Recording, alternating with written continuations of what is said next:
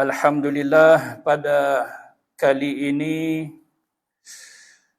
minggu ini kita menggunakan kitab baru, iaitu sebuah kitab berkaitan dengan kekeluargaan Islam. Tajuknya iaitu Uqudul Lujain fi Bayan Huquqiz Zawjain, iaitu sebuah kitab susunan Syekh Muhammad bin Umar bin Ali Nawawi Al-Bintani Al-Jawi rahimahullahu ta'ala. Kemudian kita lihat, pertama sekali kita lihat beberapa catatan daripada pengusaha kepada kitab ini, iaitu Ustaz Abdul Ghani bin Muhammad. Kita baca dulu apa keterangan daripada beliau. Mungkin dia nak sebut tentang sejarah penulisan kepada kitab ini yang asal daripada Jawi kepada Rumi.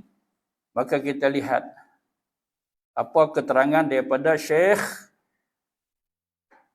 Abdul Ghani hafizahullah. Dia ada lagi tuan-tuan. Dia ada lagi orang Kelantan ni. Ustaz ni orang Kelantan. Baik. Bismillahirrahmanirrahim. Sejak saya di peringkat remaja, dan dia pun masih muda lagi. Dia pun masih muda lagi, tapi taklah muda sangat. Kira dengan umur saya, dia muda lah. Siapa dia ni? Ustaz Abdul Ghani. Saya dapati ramai orang awam yang berminat mempelajari kitab-kitab agama sama ada dalam logat Fatani atau Melayu lama. Tetapi mereka mengeluh kerana tulisan Jawinya dan susunan kata-katanya yang sangat sukar difahami. Biasalah dia main dengan lahjah Fatani atau main daripada Indonesia. Yang ni Ustaz Abdul Ghani ni, dia salah seorang penulis yang warga negara Malaysia yang banyak berusaha mengubah daripada Jawi kepada Rumi. Banyak kitab-kitab dia. Antara iaitu Penawar Bagi Hati, dia ada. Kita ada kat situ.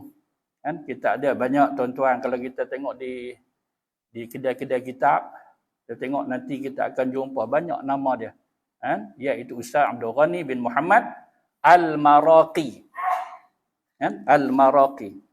Kita tengok dekat muka surat depan pun ada tulis nama dia. Jabal Maraqi.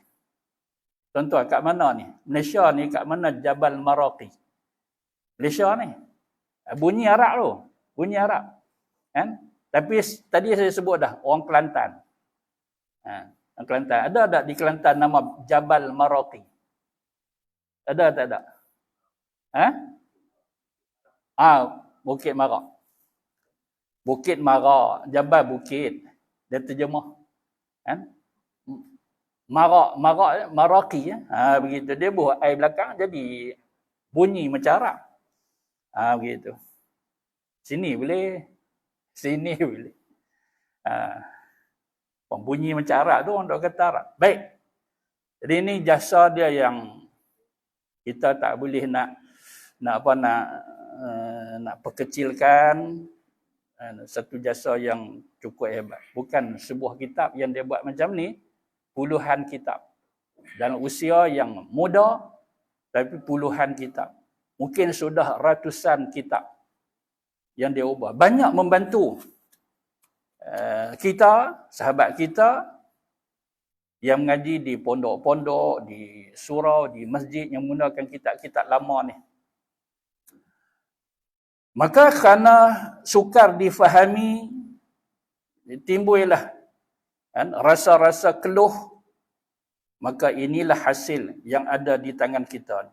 Kira-kira 15 tahun saya menunggu untuk melihat mana-mana pihak berusaha memperbaharuinya dalam susunan kata-kata yang senang dipelajari dan difahami, terutama bagi orang awam dan pelajar di peringkat permulaan.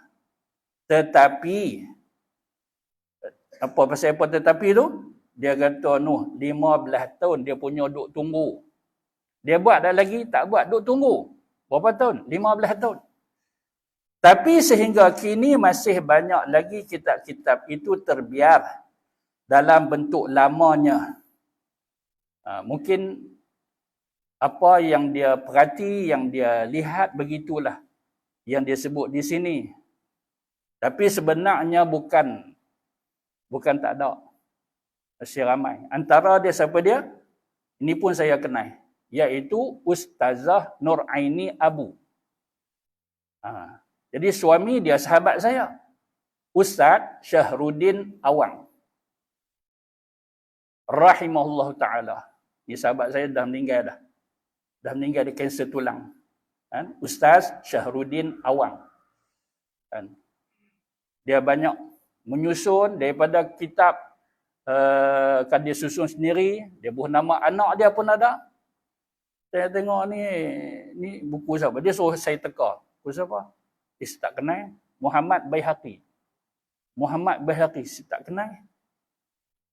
Nak teka macam mana kita tak kenal. Dia kata ni nama anak saya.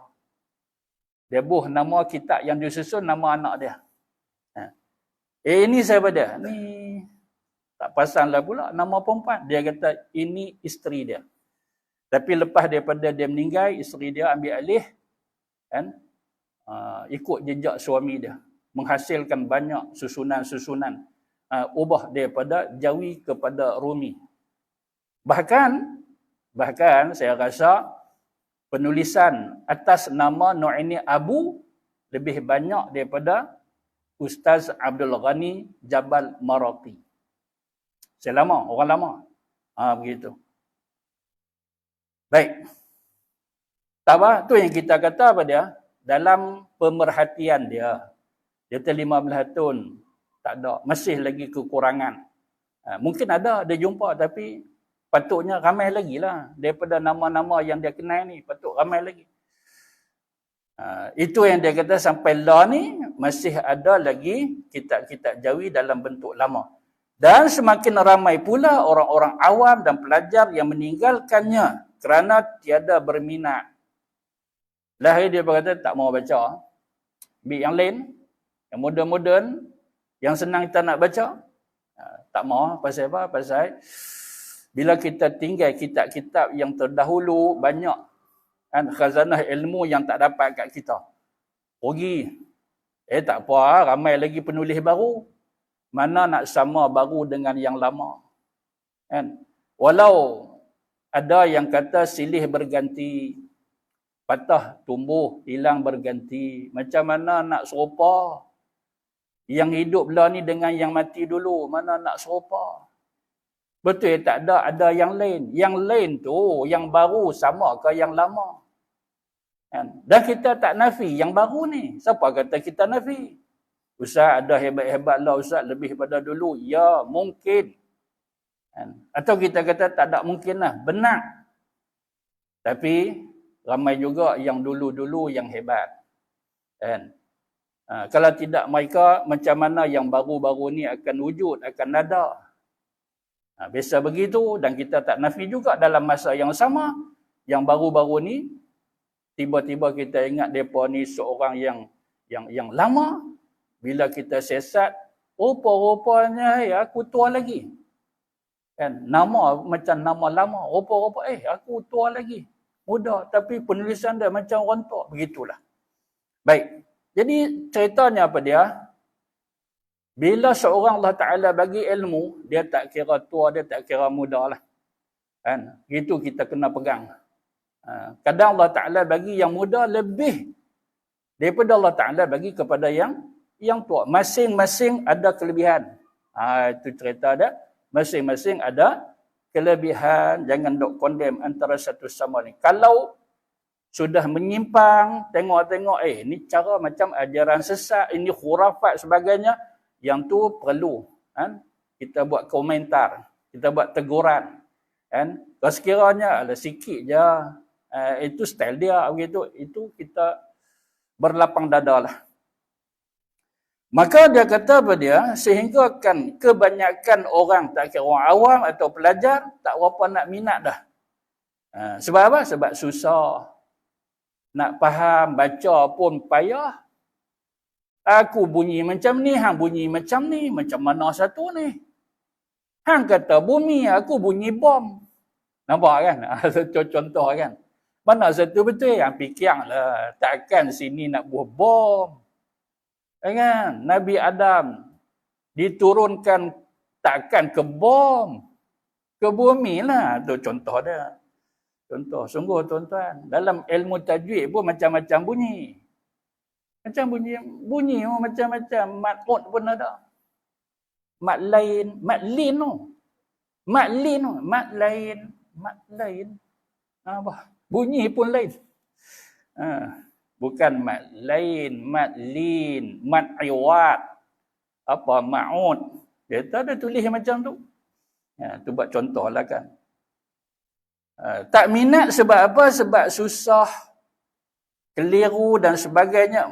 Dan tiada ramai para ustaz yang sanggup mengajarnya. Begitulah. Kan? Sampai ustaz-ustaz pun dia tak apa nak minat. Nak ngajak macam mana? Kau baca pun tak apa nak boleh. Takkan ustaz tak boleh baca.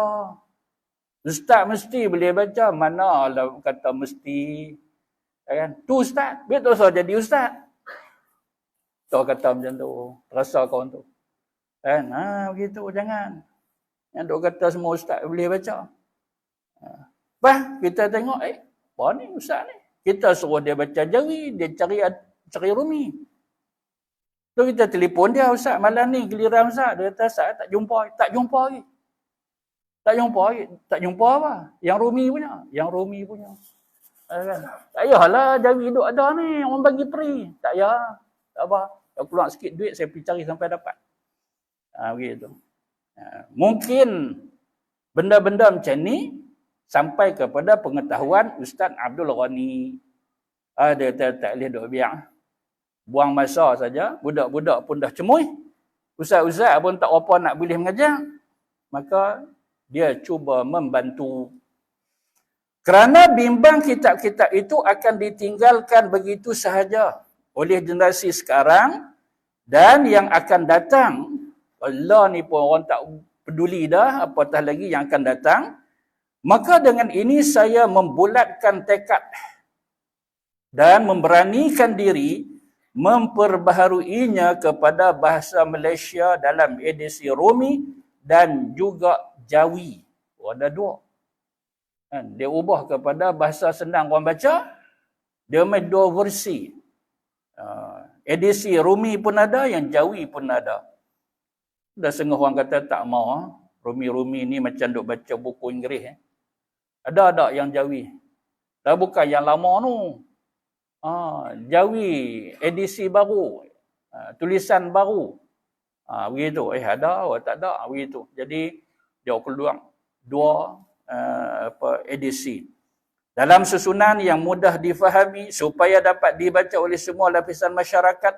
Oleh kerana saya bukan ahlinya dalam bidang ini. Ini antara sifat tawaduk guru-guru kita yang dulu-dulu sampai kelah ni. Ini tanda tawaduk mereka ni. Pandai susun. Macam kita ni. Retikah kita nak buat macam dia? Kan payah ustaz. Mai kat saya retah. Jangan. Jangan duk cakap macam tu. Itu sombong. Itu angkuh. Kan? Ni dia boleh buat sampai macam ni tak. Alhamdulillah. Memudahkan kebanyakan kita. Tapi dia kata apa? Dia bukan ahli dalam bidang ini. Bidang ini tu bidang apa? Mungkin maksud dia bidang penulisan. Saya ni orang pondok, duk mengaji macam kamu semua. Tapi duk fikir sampai bila saya pun boleh juga duk tulis sikit-sikit. Tapi bukan kepakaran saya. Ni bukan bidang saya. Bidang saya, dia tunjuk dia punya ijazah dia. Oh, macam ni. Tu yang saya kata, ni bukan bidang saya. Kalau bidang dia, macam mana? Bidang penulisan. Bidang penulisan. Dia ambil ijazah. Ada bidang penulisan itu. Begitu. Ataupun maksudnya, bidang apa? Bidang nak alih daripada Rumi, daripada Jawi ke Rumi. Kan? Ni pun dia kata bukan bidang dia, dia nak usaha. Kan? Sehingga mungkin tercapai maksud dia. Maka saya bersedia menerima teguran dan kritikan yang membina untuk memperbaiki tulisan saya ini jika didapati tidak tepat atau tidak bersesuaian. Jangan duk hentam dia, jangan duk kutuk dia. Dia kata kalau rasa macam tak kena kat mana-mana muka surat, rujuk ke dia. Rujuk ke dia. Ni ada nombor dia bagi ni. Tuan-tuan boleh tengok sendiri. Siap dengan nombor fax, handphone, telefon rumah dia, 2 handphone dia. Oi, orang ni berani sungguh. Apa berani Ustaz? Biasa. Biasa apa? Ada yang tulis buku, dia tak buh nombor dia. Ada. Dia tak buh nombor dia. Tu kita nak rujuk ke dia tu macam mana? Dia tak rujuk kepada penerbit. Penerbit. Telefon penerbit kata kami sibuk.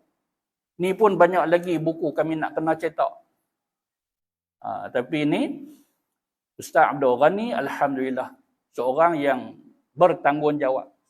Tak apa hati, ni siap bagi alamat tu. Alamat dia kata api ya. Dia kata Kampung Remek, Bukit Marak. Bukit Marak. Rasa tak sat tu bila Jabal Maraqi rasa tengok kot dalam tu. Tengok dalam. Tu sat tu, Bukit Marak. Kota Baru. Apilah cari dia situ. Alhamdulillah. Jadi bolehlah buat pembaikan yang membina. Itu siap ada nombor dia lagi. Pengubah suaian atau adaptasi terpaksa dibuat supaya kitab ini mudah dipelajari dan difahami. Susun, atur. Bab-bab dengan tajuk. Mungkin asal tu kitab Jawi lama tu tak macam tu. Bagi kita fahamlah kalau kitab Jawi lama ni dia main sebaris. Dia hanya titik huruf. Titik ujung tu tak ada. Dia sambung menyambung. Tapi nak bagi macam mana orang jadi selesa. Yang mengaji pun seronok, yang mengajak pun seronok. Tuan-tuan, perenggan ni nanti kita sambung kemudian. Dia ada perenggan. Asal kitab dia tak ada perenggan. Macam tu. Tujuan untuk mudah dipelajari dan difahami oleh pelajar-pelajar di peringkat permulaan dan orang-orang awam. Walau bagaimanapun ia tidak mengurangkan maksud yang hendak disampaikan oleh pengarangnya. Akhirnya saya berdoa kepada Allah Subhanahu wa taala semoga pengarang bagi kitab ini dikurniakan ganjaran pahala yang berlipat ganda oleh Allah taala dengan sebanyak yang dikehendakinya dan dicucuri rahmat serta limpah kurnianya sepanjang masa termasuk ibu bapa, ahli keluarga, zuriat dan rakan-rakannya yang tersayang. Kemudian kita lihat muka surat sebelah penghargaan. Kepada sesiapa yang terbabit. Tak apa, kita baca juga. Ni pesan tok guru saya. Dia kata bila kita baca kitab, kita nak ambil daripada mula. Abang-abang kata nak ambil daripada mula. Betul-betul kita baca yang apa yang dia tulis pada permulaan.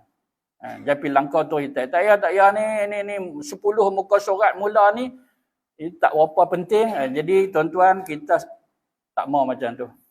Adab dengan kitab kita ambil daripada awal perkataan dia, apa yang cuba dia sampaikan kepada kita. Tapi taklah ke semua. Taklah ke semua kita nak baca ni yang ISBN nomornya tuan-tuan tengok sopa tak yang saya nak baca. Bukan yang tu. Bukan yang tu ni hak cipta terpelihara tidak dibenarkan. Yang tu kalau ada buku sendiri baca kat rumah. Begitu. Dia nak ambil yang part-part yang penting ini. Kepada sesiapa yang terbabit atau merasakan dirinya terbabit dalam penghasilan warsi kitab Uqudul Lujain fi bayan huquq az-zawjain ini, baik secara langsung atau tidak, saya dengan tulus hati dan rasa terhutang budi merakamkan penghargaan dan ucapan terima kasih kepada mereka semua. Ada ramai yang dia tak ingat siapa-siapa dia. Lagi kalau tak sebut macam ni, dia terasa hati kot, dia kata, dia tak ingat ke aku yang cadang. Nampak kan? Itu contoh dia. Pasal apa? Pasal banyak dalam bentuk-bentuk penulisan, macam tu kita biasa jumpa. Dan saya dicadangkan oleh sekian orang. Ada satu orang dia hadiah kat saya. Pas dia hadiah, dia kata, tuan boleh tak? Kan? Terjemah tu satu dalam bentuk terjemah. Daripada bahasa Arab nak jadi bahasa kita. Atau dia kata, ni payahlah Jawi lama, boleh ubah tak ke Jawi baru, begitu kan. Jadi secara umum, dia kata langsung tak langsung, terima kasih banyak. Saya merakamkan setinggi-tinggi penghargaan dan ucapan terima kasih kepada pengarang kitab ini. Kerana dialah maka keluar buku ni. Siapa dia? Syekh Muhammad Nawawi Al-Jawi, Abu Abdullah atau Abu Al-Mu'ti. Berdasar kepada apa yang dia dapat, ada yang kata Abu Abdullah, ada yang kata Abu Al-Mu'ti. Muhammad bin Umar bin Ali Nawawi Al-Jawi Al-Bintani At-Tanari Al-Misri Al-Makki Al-Syafi'i Al-Sufi. Ini semua sandaran-sandaran kepada dia lah. Misri pasal dia pergi Mesir, Makki dia pernah mengaji kat Mekah, Syafi'i mazhab dia, Sufi orang tasawuf. Bukan kata orang biasa-biasa, orang tasawuf. Al-Jawi, Jawi ni rumpun Melayu. Kan? Orang Bintan, Al-Bintani, begitulah. Dan nama dia betul? Nama dia betul tu Muhammad bin Umar bin Ali, Tok Wan dia nama Ali. Tapi sini dia tak tulis kan? Tak tulis, tuan-tuan ada kitab tak tulis Ali tu. Memang Tok Wan dia nama Ali. Baik. Berhijrah ke Mekah kemudian wafat di sana. Siapa dia ni? Ni pengarang kitab kita ni. Daripada Indonesia, dia duduk di Mekah sampai masa dia kat sana. Allah ambil roh dia di sana, di tanah suci. Alhamdulillah. Dan penerbit-penerbit kitab tersebut dan lain-lain penerbit yang berkaitan dengan usaha penterjemahan ini, yang saya jadikan terbitan mereka sebagai bahan rujukan bagi kerja-kerja penterjemahan dan penulisan semula kitab ini. Dan saya juga merakamkan setinggi-tinggi penghargaan dan ucapan terima kasih kepada Ustaz Hussein bin Abdul Qadir yang sanggup membantu saya dalam penyemakan hadis dalam kitab ini. Dan saya juga merakamkan setinggi-tinggi penghargaan dan ucapan terima kasih kepada syarikat percetakan yang sanggup bekerjasama dengan saya pada mencetakkan kitab ini. Dan saya merakamkan juga penghargaan dan ucapan terima kasih kepada anak-anak dan isteri saya yang sentiasa memberi dorongan dan membantu saya dalam menjayakan kitab ini. Dia tak lupa juga kat keluarga dia. Isteri dia mungkin juga seorang yang berpengetahuan. Misal nak tengok, ni kalau tak kat bawah sikit ni nampak elok lagi. Begitu kan contoh. Kadang ada yang membantu cara macam tu. Sama ada dia panggil atau dia tak panggil. Tak panggil pun tengok, abang dah buat apa ni, buku apa pula ni. Ni bagus ni. Ini berkaitan dengan kita juga ni. Ahmad saya nak bagi sikit dia punya tajuk-tajuk dia. Kadang dia bagi tajuk-tajuk. Kita asal dia tak ada tajuk. Dia tulis macam tu saja.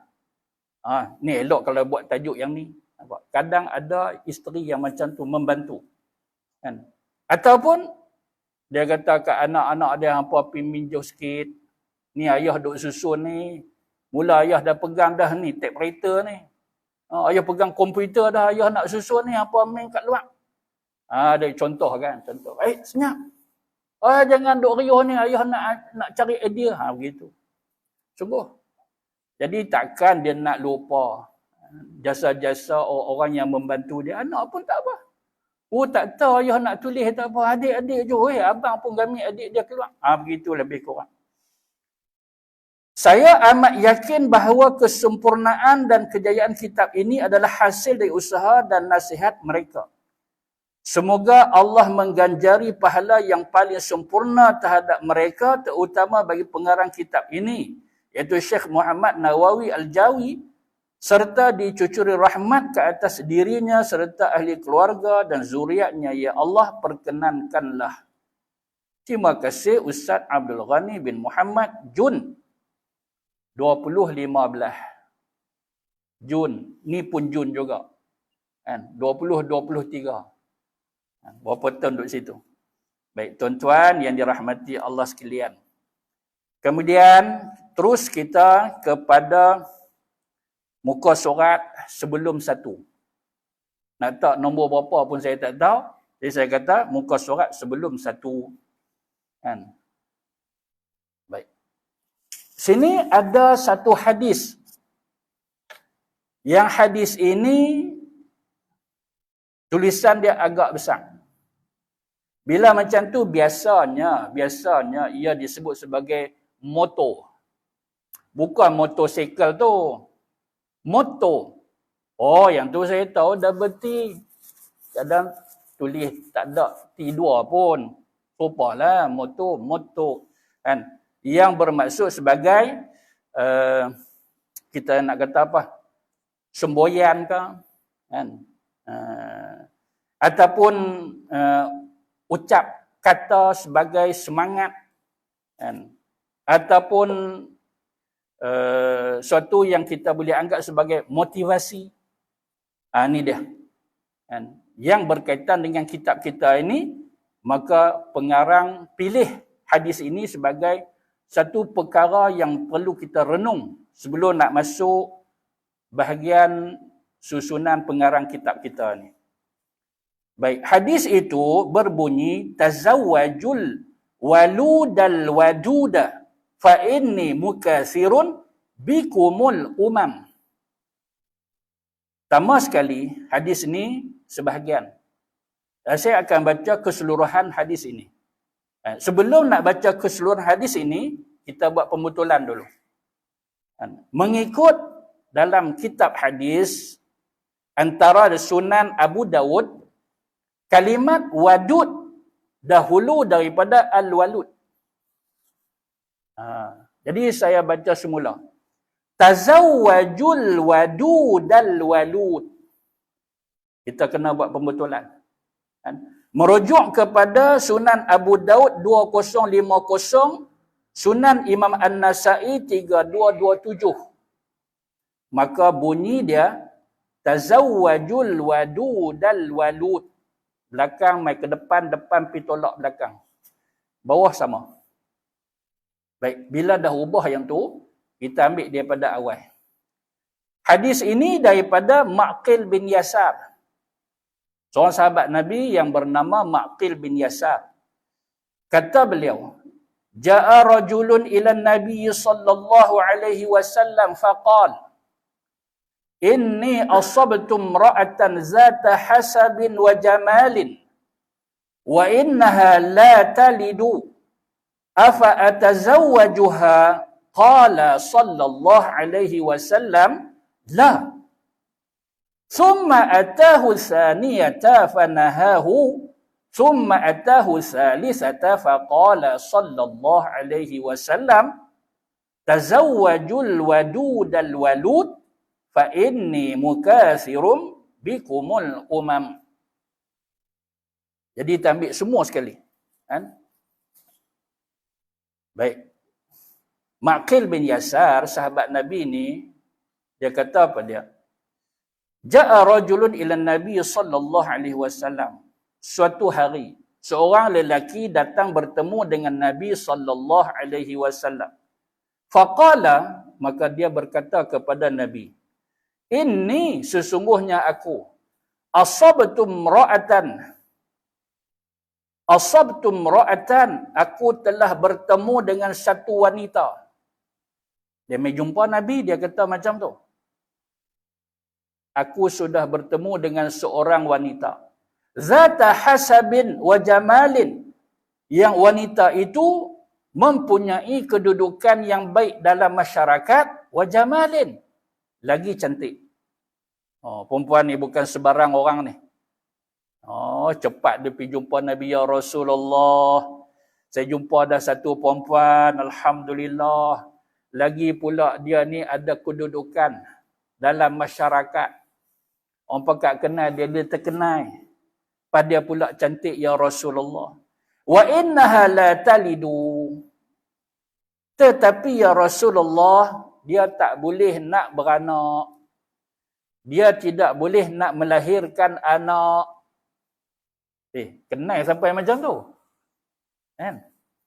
Kenal sampai, tak boleh beranak. Ni tak tahulah. Cerita sembang macam mana tak tahu. Sampai macam tu dia tahu. Afa'atazawwajuha. Boleh tak saya nak kahwin dengan dia? Wahai Rasulullah. Dia tu siapa? Tadilah. Perempuan yang ada kedudukan, cantik. Tapi tak boleh nak melahirkan anak. Nak kahwin dengan dia boleh ke ya Rasulullah? Qala la. Nabi jawab, jangan. Nabi jawab apa dia? Jangan. Summa atahu saniyata. Dia tak puas hati. Dia mai ke Nabi, dia tanya lagi, ya Rasulullah, saya jumpa dah seorang perempuan. Dia ni ada kedudukan, dia ni cantik. Tapi dia tak boleh nak beranak. Boleh dah nak kahwin dengan dia. Nabi sebagai tempat rujukan. Sampai macam tu sekali para sahabat. Apa masalah mereka? Rujuk ke Nabi. Tanya ayah. Ayah dia kata apa? Nabi kan ada. Nabi kan, ya Nabi ada. Nabi tak wafat dah. Tu hamai tanya aku buat apa? Pergi tanya ke Nabi, aku masalah. Pergi tanya ke Nabi. Hamai tanya ke aku, silap. Begitu kan. Dia ulang pula. Kali yang kedua. Fanahahu. Nabi larang dia kahwin dengan perempuan tersebut. Summa atahu salisata. Kali yang ketiga pun mai ya Rasulullah. Dia tak puas hati juga. Pasal apa tak puas hati? Sebab dia nak kahwin sungguh dengan perempuan tu. Pasal apa? Agak-agak pasal apa dia nak kahwin sungguh dengan perempuan tu? Ada kedudukan. Mungkin ayah dia ketua apa-apa. Duit banyak. Dia tengok yang tu. Kira tak gaduh, sebab duit tak gaduh, ekonomi tak nak selesai, settle yang tu. Dah orang nak kahwin fikir yang tu. Kan? Nak kahwin kan? Nak fikir tak? Dia sembang dengan ayah dia. Ayah, pengin nak kahwin? Nak kahwin? Ada otak? Terus, ayah pula tanya macam. Kasar sungguh ayah ni pun nak cengek. Sabar-sabar lah dulu, pergi doktor cengek tu. Kan? Ada otak? Saya buat pula. Tak ada otak macam mana saya nak kenal ayah? Pandai menjawab. Ada duit kahwin. Nampak? Biasa macam tu lah. Kan? Salah. Duit tak cukup ni. Lembalah. Kan? Kemah saja berapa? Tak kira lagi tu. Catering berapa? Kan? Takkan kemah saja. Pusing meja. RM2 pula. Tapi yang ni tak ada masalah. Silat-silat perempuan ni pula offer. Dia tahan kahwin dengan aku. Catering, settle, kursi, meja, kemah, 3 hari, 3 malam. Aku bagi lagi duit ke hang? Ya, ni kan tolak bodoh. Itu dia main ulang 2-3 kali kot. Pas cantik pula. Cantik pula. Kan? Tapi kali ketiga pun, Nabi tak setuju. Tapi Nabi tak setuju tu, Nabi sebut dengan perkataan ni yang ada dalam kitab kita ni. Nabi kata apa? Tazawwajul wadudal walud. Kahwinilah wanita yang penyayang dan yang subur, boleh melahirkan anak. Sini terjemahan dia, kahwinilah wanita yang banyak melahirkan anak dan mengasihi suami. Dia bukan mengasihi suami semata-mata. Al-wadud, perempuan itu adalah perempuan yang ciri dia penyayang. Penyayang. Walud, yang subur, pemberanak yang boleh melahirkan anak. Macam mana kita nak tahu? Ni kahwin tak lagi macam mana dia, kita nak tahu dia pemberanak. Tengoklah adik-beradik dia, keluarga dia. Sesat yang tu. Weh leceh ke sesat lambat nak terburu-buru lingkup lah. Begitu. Sembang dengan dia, sesat dengan dia, apa elok-elok. Tapi tak boleh lah duk berdoaan. Mana boleh pula. Tu macam mana? Carilah. Pakcik hang ada, pakcik? Pakcik tak ada. Makcik hang buat makcik hang. Lagi bagus perempuan. Makcik dia sesat-sesat. Ada adik-beradik berapa orang. Ayah mak ada lagi. Ada mak ayah ada lagi. Sesat. Ayah berapa beradik, mak berapa beradik. Kata hang sendiri berapa beradik. Oh, dia kata ni semua selori. Ayah selori, mak selori, adik-beradik 2 lori. Tu dia. So ramai lah. Kan? Ramai. Masya Allah. Begitu punya perkataan, percakapan tu, kita yakin ianya daripada keluarga yang subur. Itu Allah Ta'ala nak bagi kat kita, tiba-tiba dia ni tak ikut adik-beradik dia, yang tu kita serah kepada Allah. Tapi ikhtiar mesti kena ada. Kan? Ada tak? Belah ayah dia, belah ni. Semua subur. Main ke depa ni dah 10 tahun tak dapat anak. Memang ada. Yang tu nak salah ke siapa? Kan? Tapi kalau awal-awal lagi, dia kata apa? Dia kata ayah saya, dia seorang, mak saya pun seorang, ni semua sebatang kara. Jadi 2 mereka ni 2 batang kara. Jadi saya pun serupa mereka lah juga, tak ada adik-beradik. Nak kata saya kak, saya lah. Nak kata abang-abang, adik-adik lah saya. Panggil apa pun boleh. Pak Long boleh, Pak Zu boleh, Pak Ngah boleh, apa semua saya. Kan? Biasanya macam tu lah. Ya kan? Atau dia kata lagi, dia kata saya ni memang ada satu penyakit yang doktor kata tak boleh melahirkan anak. Macam tu. Dan Nabi bukan kata larang tu masuk hukum dia haram. Kan? Nabi nak apa dia? Nabi nak supaya bila ada perkahwinan, adanya zuriat keturunan. Tu yang Nabi mau. Jangan doa buat dalil pula. Hadis ni cantik dalil dia betul Kita haram. Kahwin perempuan yang tak boleh beranak, hukum dia haram. Bukan macam tu. Sekarang kalau ada pilihan. Kalau tak ada pilihan, kahwin dengan perempuan yang tak boleh beranak atau tak kahwin langsung. Tak kahwin langsung nanya. Kan? Tak boleh. Sana sini pun duk nampak perempuan. Kahwinlah dengan perempuan yang tak boleh beranak. Tapi ingat, Allah berkuasa atas segala sesuatu. Innallaha ala kulli syai'in qadir. Doktor kata, doktor kata. Bukan doktor biasa ni.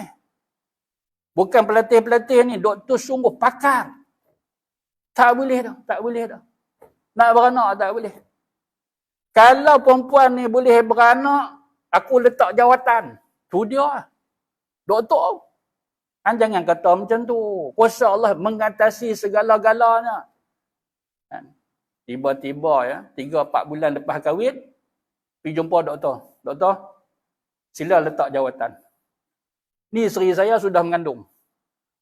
Dia betul. Jangan cabang Allah. Allah berkuasa.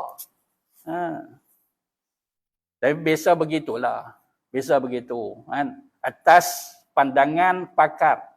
Kajian mereka, pengalaman mereka, begini. Tapi jangan kata itu muktamad. Baik. Jadi Nabi kata apa dia? Nabi tak setuju.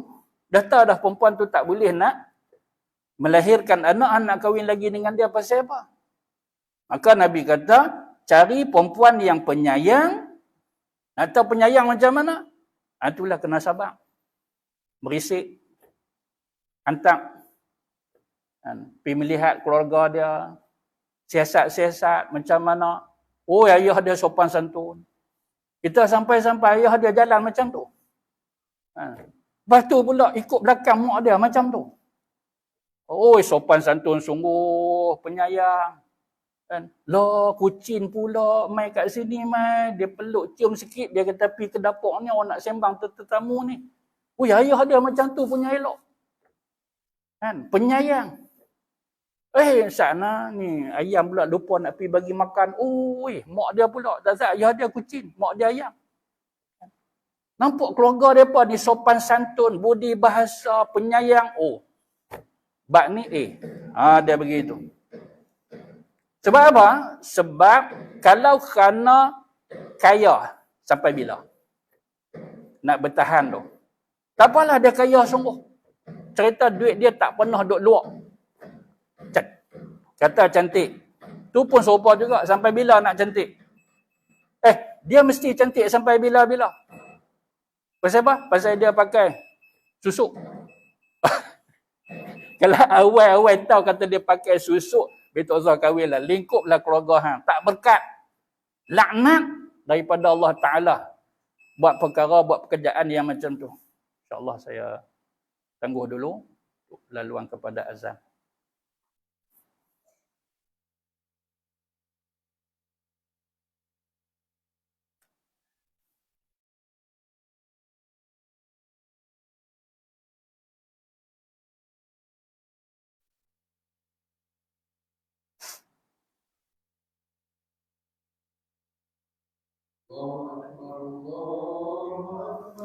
Allah Akbar.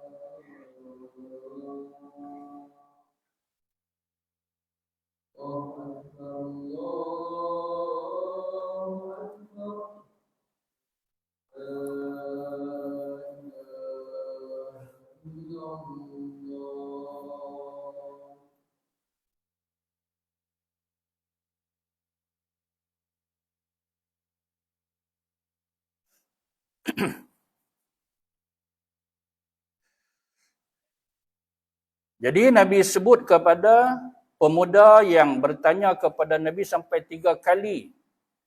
Dia tanya Nabi, boleh ke nak kahwin dengan perempuan tu? Last Nabi jawab apa dia?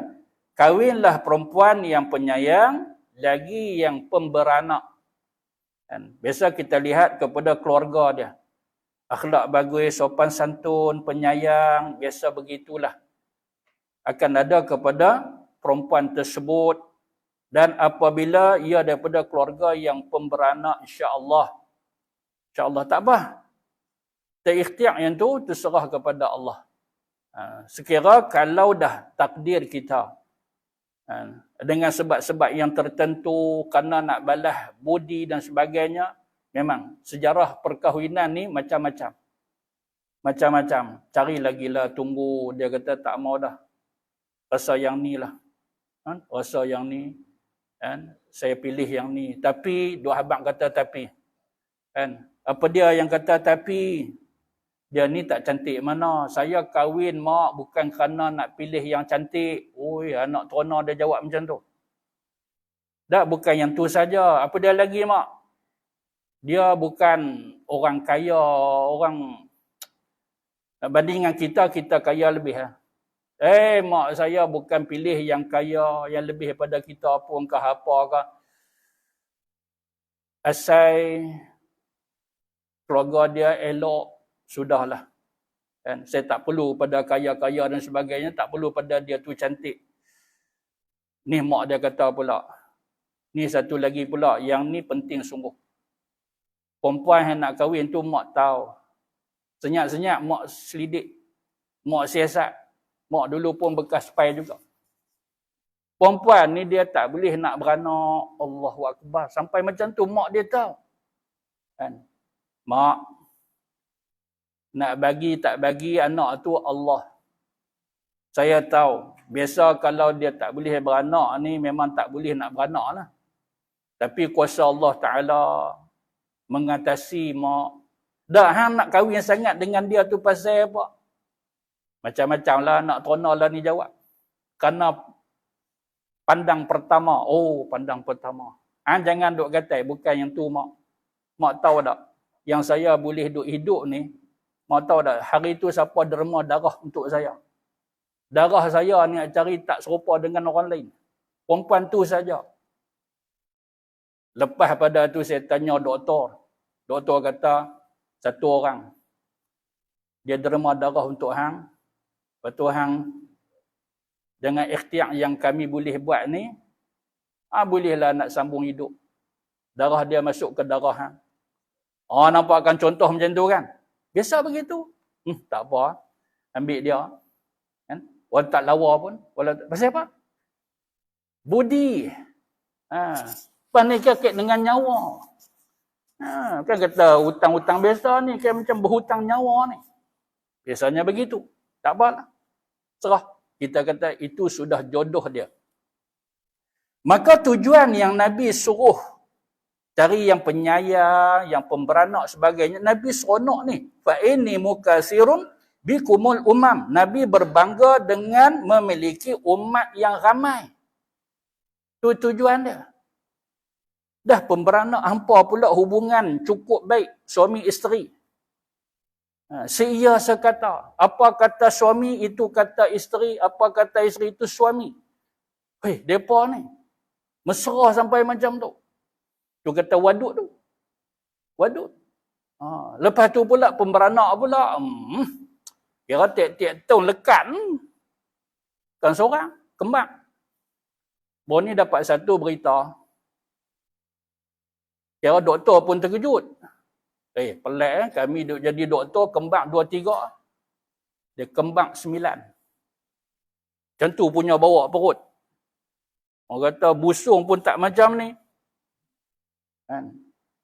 Berapa ni? Doktor pun tak tahu. Tak apalah, tunggu dia bersalin. Ada lagi tarik yang ke-7. Ada lagi yang ke-8. Seorang lagi. 9. Nampak? Tak apa itulah Allah Ta'ala nak bagi. Jadi Nabi seronok apabila umatnya ramai. Macam mana nak boleh ramai? Ada pula kata, Ustaz, kalau seorang perempuan Ustaz, nak ramai macam mana? Dia kena pasang 2. Jangan duk kata bila poligami dapat 2 nak ramai. Jangan. Dia banyak contoh. Kawan saya sendiri. Dia kata, rugi pula. Siapa rugi? Yalah kahwin 4 pun anak. Anak semua isteri pertama punya. Anak dia ada 12 orang. 12 ni daripada isteri pertama. Lepas dia kahwin pula yang kedua. Tak dapat banyak pun tak apalah. 7 ke 8. Seorang tak dapat. Kahwin yang ketiga pun serupa tu juga. Kahwin keempat tak dapat juga. Lah berapa anak dia? 12. Daripada yang pertama sahaja. Gitu. Tak apa saya kata. Tak apa saya kata. Allah Ta'ala dia nak bagi banyak tu saja. Terimalah. Dia tu tujuan dia kahwin nak banyak anak. Macam tu dia kahwin tu sampai pasang sampai 4. Kata macam ni, bed Tok Zah, 1 sudahlah. Mana kita nak tahu? Jangan cakap macam tu. Ni macam tak beriman kepada qada dan qadar. Lah dia kata apa? Silap saya juga. Silap. Saya tanya dia silap kat mana? Silap lah Ustaz. Saya ambil semua yang menopause. Dia ceritanya buang masa saya sungguh. Saya pun tak tahu. Kalau saya tahu daripada awal, lantak pihak sembang seorang, aku cabut. Kita punya dok layan lah kali. Apa punya sembang macam tu? Salah saya juga, kita pun terkejut. Salah kok mana? Apa dia kata, dia ambil yang semua menopause dah. Nak keluar kok mana? Tapi, itu pun serah kepada Allah. Begitu yang kita sebut tadi kan. Nak beritahu menopause pun tiba-tiba kahwin dengan dia subuh. Begitu. Tapi kita tak usahlah duk teka-teka yang macam tu. Memang Allah Ta'ala berkuasa. Tapi di sudut ikhtiar usaha mesti kena ada yang tidak bercanggah dengan apa keadaan. Berbalik kepada kuasa Allah Ta'ala itu, memang Allah Ta'ala boleh buat apa saja. Seperti mana Zakaria, seperti mana Nabi Zakaria.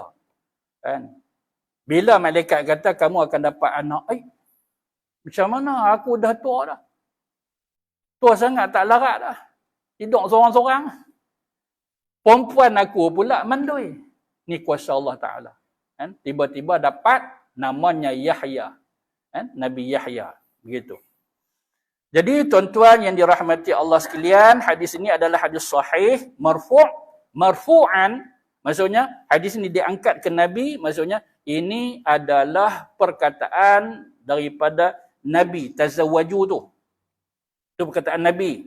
Kalau mauquf, maksudnya bukan yang Nabi punya, dia terhenti kat sahabat.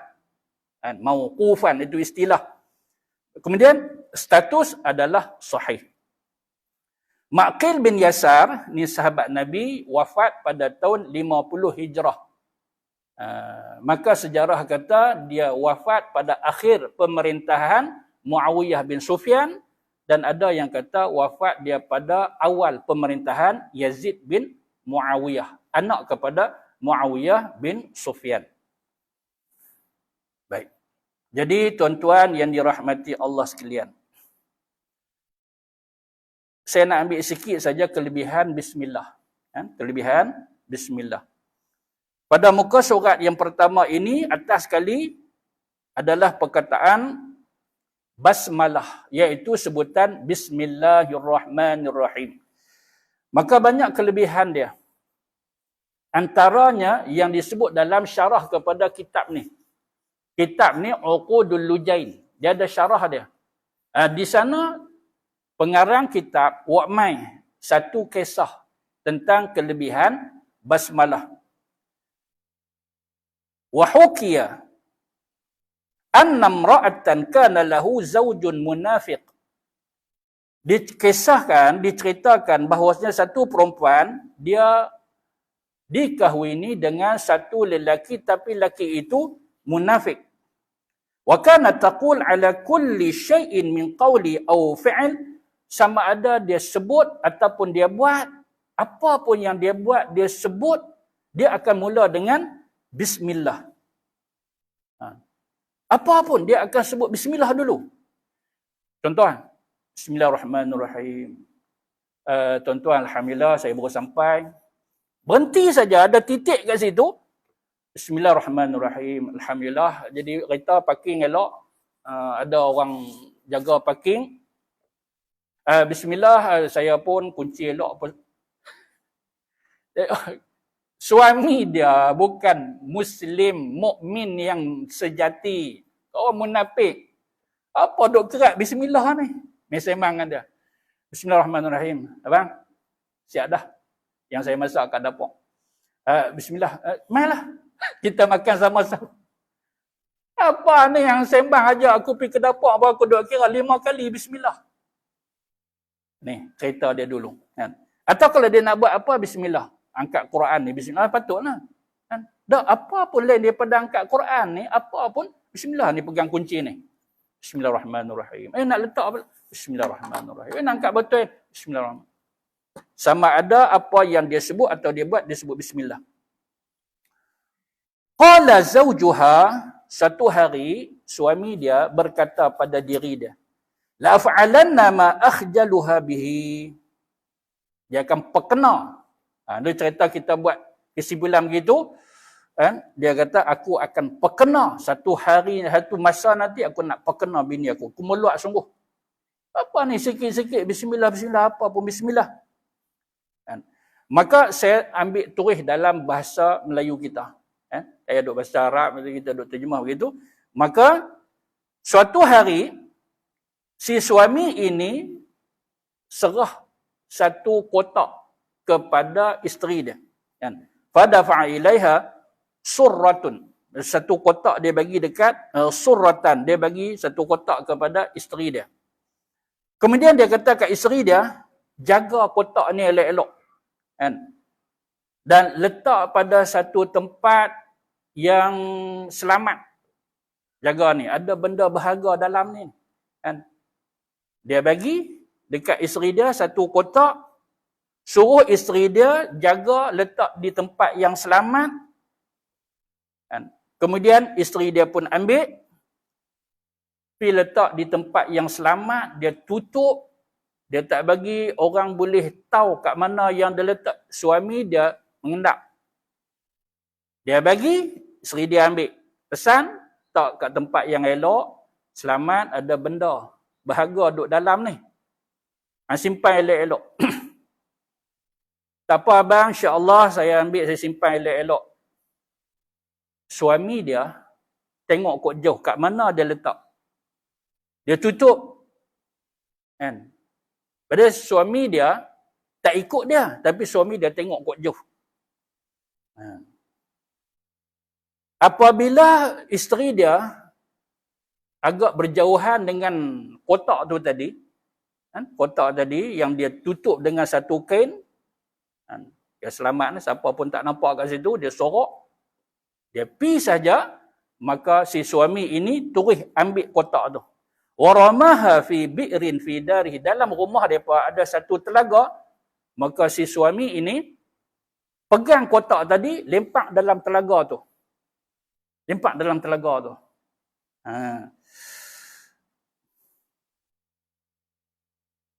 Kemudian dia panggil isteri dia untuk ambil kotak tu. Ambil kotak tu sebab dia nak ambil barang duduk dalam kotak tu. Yang tadi dia bagi dah, isteri dia ambil sorok.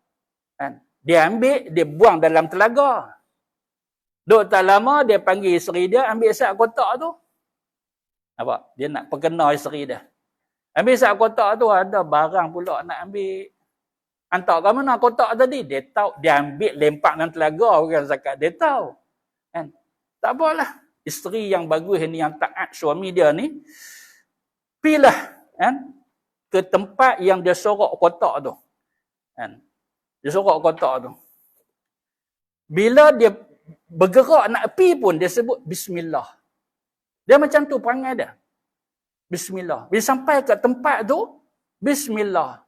Jadi dia tarik penutup. Penutup tu dia tak selungguk macam tu. Dia pun tak perasan. Tadi aku tutup macam ni pasal apa? Jadi herok pula kain ni. Tak ada. Orang yang lurus ni, dia tak pikir yang tu. Dia pegang kain tu, Bismillah. Dia angkat. Dia angkat, suami dia duk tengok kok jauh tu, terkejut. Kotak ada. Kotak tu tadi aku ambil, buang dalam telaga, macam mana ada ni? Tiba-tiba ada kotak tu. Wa qalat bismillahirrahmanirrahim. Dia pun sebut bismillahirrahmanirrahim. Masa nak angkat tu, fa amarallahu ta'ala Jibril alaihi salam an yanzila sari'an wa yu'idu surrah. Maksudnya apa dia? Maksudnya Allah Taala segera arahkan Jibril pergi ambil kotak yang dalam telaga tu, pitak kat situ. Cepat sungguh. Cepat sungguh. Elok dia angkat tu, kotak dah ada dah. Betapa lajunya Jibril ambil daripada bawah telaga pergi letak balik kat situ. Kan? Maka apabila dia angkat nampak kotak, dia pun ambil kotak tu bagi ke suami dia. Fa akhazatha wa nawalatha ila zawjiha, bagi ke suami dia. Suami dia terkejut. Suami dia terkejut. Bismillahirrahmanirrahim. Nah bang, ni kotak abang. Alhamdulillah saya tak kat situ. Ni abang nak pula, saya ambil, saya bagi ke abang. Kan? Maka heran dia dengan apa yang berlaku. Saat itulah dia bertaubat kepada Allah Ta'ala daripada apa yang pernah dia buat selama ini dengan sifat dia, perangai dia, munafik. Bukan dekat isteri dia saja yang dia tak puas hati. Dengan ibadat isteri dia, ni baru satu. Apa dia? Asyik duk kata bismillah, bismillah, yang lain pula. Bila panggil-panggil, duk usalli fardhu zuhri. Mayang zuhur pula. Kan? Ada tunggu tak apa, dia duk galik, duk panggil pula, usalli fardhu asri pula. Nampak? Tu tak campur yang tu lagi. Lah dia kata karut sungguh. Kan? Nak perkena dia sekali, nak perkena apa, kawan duk asyik zikir bismillah. Jadi tuan-tuan yang dirahmati Allah sekalian, maka ini salah satu daripada kelebihan basmalah. InsyaAllah nanti bila sambung kita akan sebut tentang hadis-hadis sahih yang berkaitan dengan kelebihan basmalah. Dia ucapan ringkas dia, kan? Atau yang kita kata sebagai lafaz, kan? Lafaz pendek bagi Bismillahirrahmanirrahim, basmalah. Kan, ringkasan untuk kita mengenali ayat itu, apa dia, serupa macam kita sebut takbir lah, kan, takbir. Jadi apa perkataan takbir itu? Allahu Akbar. Kalau tasbih, subhanallah, hauqalah, la haula wa la quwata illa billahil aliyil azim. Maka Bismillahirrahmanirrahim itu basmalah. Basmalah ni banyak kelebihan dia, yang menyebabkan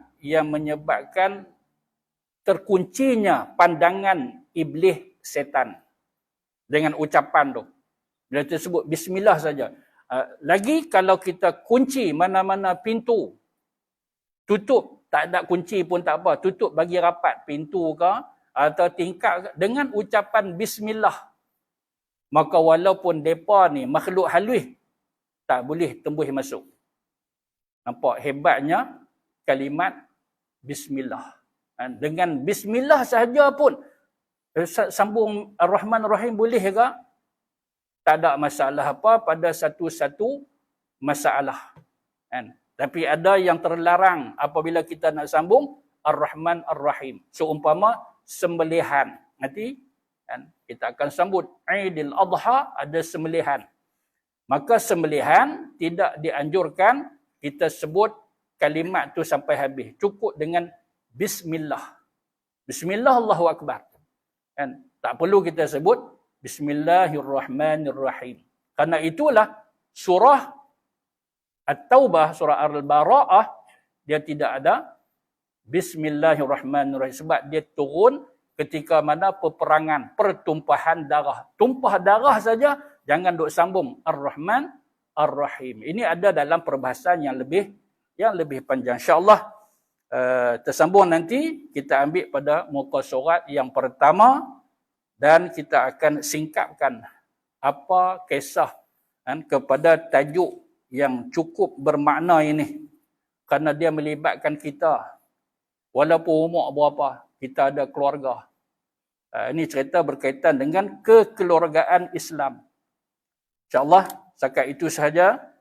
Yang benar itu daripada Allah Ta'ala. Sila kuasa saya tertangguh dengan tasbih kafarah. Subhanakallahumma wa bihamdika asyhadu an la ilaha illa ant astaghfiruka wa atubu ilaik. Subhanakallahumma wa bihamdika asyhadu an la ilaha illa ant astaghfiruka wa atubu ilaik. Subhanakallahumma wa bihamdika asyhadu an la ilaha illa ant astaghfiruka wa atubu ilaik. Bismillahirrahmanirrahim. Alhamdulillahirabbil alamin wassalatu wassalamu ala sayyidil mursalin wa ala alihi wa sahbihi ajma'in. Allahumma 'azzim raghabatana fil Qur'an waj'alhu nuran li absarina wa shifaan li sudurina وذهابا لهمومنا وأحزاننا. اللهم زين به ألسنتنا وجمل به وجوهنا وقو به أجسادنا وثقل به ميزاننا وارزقنا حق تلاوته وقونا على طاعتك آناء الليل وأطراف النهار واحشرنا مع النبي صلى الله عليه وآله الأخيار. ربنا آتنا في الدنيا حسنة وفي الآخرة حسنة وقنا عذاب النار. وصلى الله على محمد وعلى آله وصحبه وسلم والحمد لله رب العالمين. السلام عليكم ورحمة الله.